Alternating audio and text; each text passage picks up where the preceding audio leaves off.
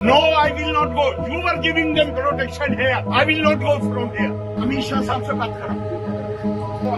Prime minister के हम बात करो।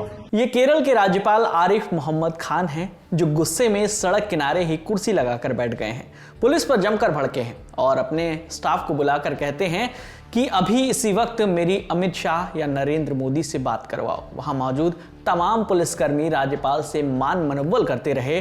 बड़ी मुश्किल से जाकर राज्यपाल वहां से उठे। मोहन, अमित शाह साहब से बात करो या कोई भी हो उनके यहाँ, नहीं तो फिर प्राइम मिनिस्टर के यहाँ बात कराओ, अपने डॉक्टर हिरेन देसाई से। No, I will not go. You were giving them protection here. Police they were standing here at the police protection. I will not go from here. If the police itself is breaking the law, who will uphold the law?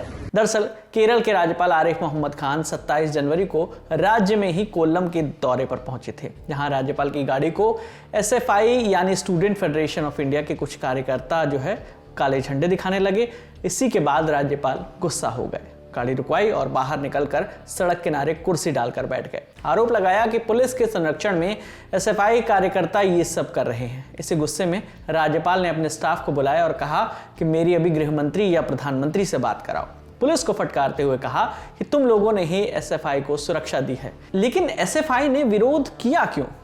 तो SFI कार्यकर्ताओं का आरोप है कि केरल के राज्यपाल राज्य में विश्वविद्यालयों के कुलाधिपति के रूप में अपने अधिकार का उपयोग करके केरल के कई विश्वविद्यालयों के सीनेट में बीजेपी और आरएसएस के उम्मीदवारों को आगे बढ़ा रहे हैं। इस बारे में बोलते हुए एक एसएफआई कार्यकर्ता ने कहा कि बिना किसी योग्यता के सुरेंद्रन को बीजेपी दफ्तर से सिफारिश आने के बाद सीनेट में वापस ले लिया गया। इसलिए एसएफआई पिछले कई महीनों से राज्यपाल के खिलाफ राज्यव्यापी विरोध प्रदर्शन कर रही है। आज का विरोध उसी का हिस्सा था। हम किसी भी समझौते के लिए तैयार नहीं हैं।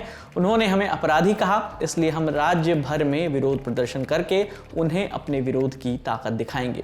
इंडियन एक्सप्रेस की रिपोर्ट के मुताबिक पिछले महीने भी एसएफआई कार्यकर्ताओं ने राज्यपाल आरिफ मोहम्मद को तिरुवनंतपुरम में काले झंडे दिखाए थे। तब भी उन्होंने कार से बाहर निकलकर प्रदर्शनकारियों के खिलाफ नाराजगी जाहिर की थी और पुलिस को ये कहते हुए फटकारा था कि ये लोग मेरी कार के पास कैसे आए। 27 जनवरी की घटना के बाद केंद्रीय गृह मंत्रालय ने राज्यपाल आरिफ मोहम्मद और केरल राजभवन की सुरक्षा बढ़ा दी है। केंद्र ने उन्हें Z+ CRPF सिक्योरिटी देने का फैसला किया है। घटना के बाद राज्यपाल ने मीडिया से कहा, मैं यहां पहुंचा तो कुछ लोगों ने मेरी कार को टक्कर मारने की कोशिश की। मैंने पहले ही कहा था कि अगर काले झंडे दूर से दिखाए जाएं तो मुझे कोई दिक्कत नहीं है, लेकिन अगर कोई मेरी कार के पास आएगा तो मैं उतर जाऊंगा।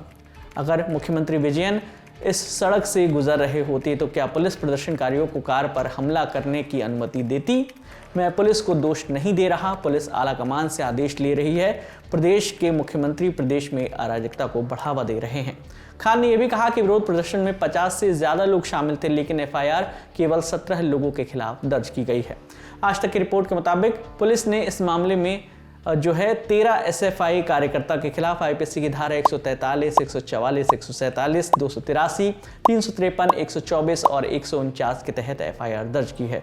इस पूरे मामले पर केंद्रीय मंत्री वी मुरलीधरन का कहना है कि जो लोग राज्य सरकार से असहमत हैं उनके साथ आधिकारिक तौर पर दुर्व्यवहार किया जाता है। इसकी शुरुआत पिनराई विजयन ने की थी जब वह कन्नूर में पार्टी के राज्य सचिव थे। अब सीएम बनने के बाद वही तरीका अपना रहे हैं। अगर सीएम को लगता है कि वो इस तरीके से राज्यपाल को अपने वश में कर लेंगे तो वो आरिफ मोहम्मद खान को पूरी तरह से समझ नहीं पाए हैं।